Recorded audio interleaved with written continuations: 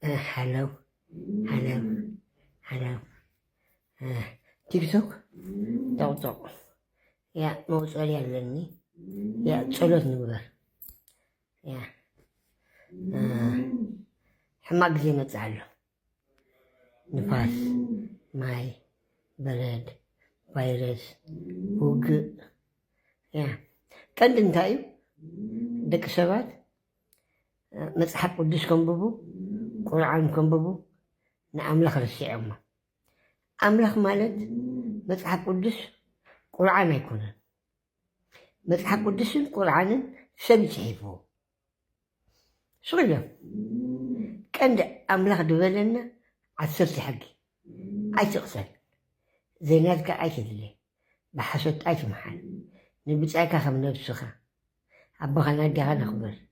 ዝውለድካዮ ምዕቢ ቃል ኪዳን ሓሉ ከምዚ ኢልና ብመፅሓፍ ቅዱስ ቁርዓን እንድሕር ኣንቢብኩሞ መልስኻ ትፅለል ኣነ ድሓን ነይረ መፅሓፍ ቅዱስ ከንበብ ምጀመርኩ ተፀሊለ እንታይ ይብለካ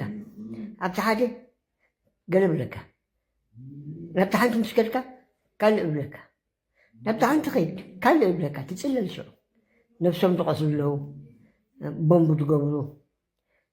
ራዲካል ዝኾኑ እዞም ኩሎም ራዲካል ቁርዓን ወይ መፅሓፍ ቅዱስ ዘንበቡ እዮም ሓዳልኩም ግበሩ ሰሪሕኩም ሓዳልኩም ግበሩ ፖለቲካን ሃይማኖትን ቢዝነስ እዩ መሕለፊ ግዜ እዩ ተጠንቀቑ ብእውነት ኣነ ክነግረኩም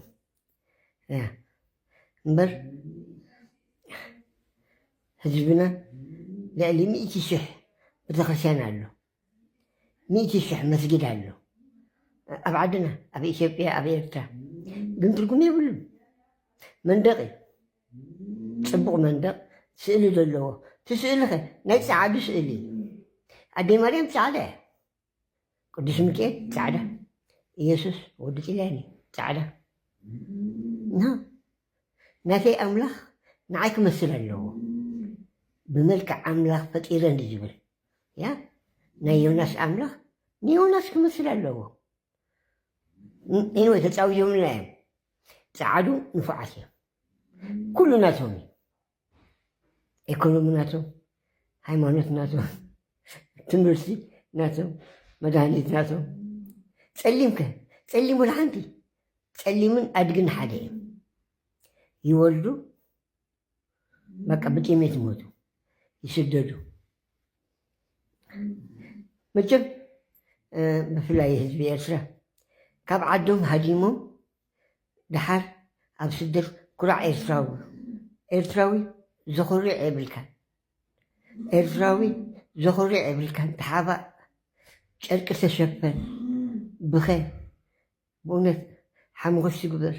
ውይ ይበል ጥፍኣትካ መፂ እዩ ሓጢኣትካ ሰማይ በፂሕ እዩ ሳዕሳዒት ምሸት ክራር ዛኽራር ፀላእኹም ምሸት ክራር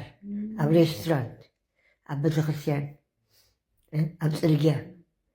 ሳዕሳዒትን ክራርን ሕልና ተሪፉ ስራሕ ተሪፉ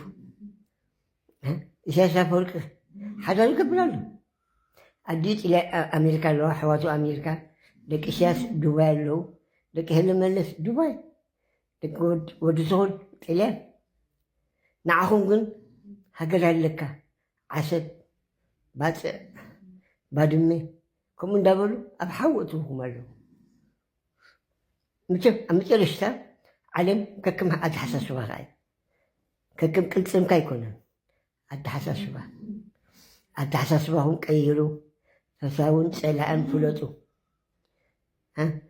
ቤተሰብካ እዩ ቤተሰብ ሓውኻ እዩ ሓውኻ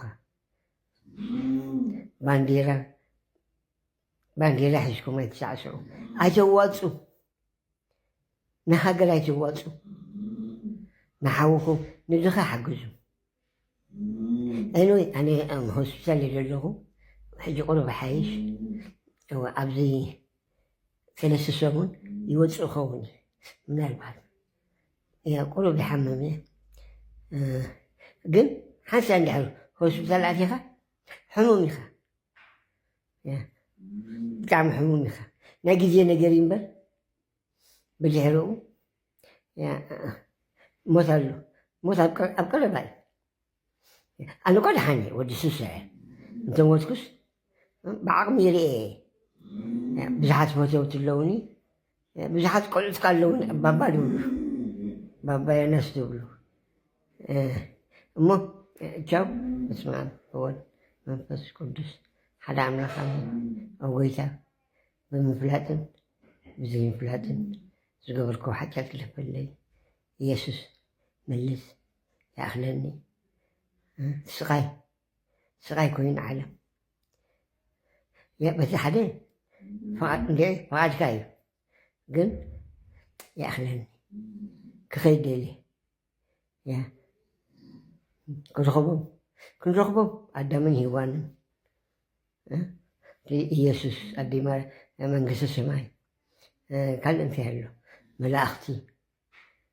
ብዓብኡ ኣምላኽ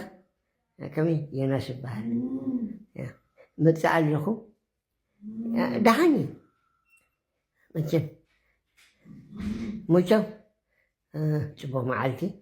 ይቐኒየለይ ዝበፂሓኹምኒ ኮመንት ዝሓብኩም ኣምላኽ ይባለኩም ያ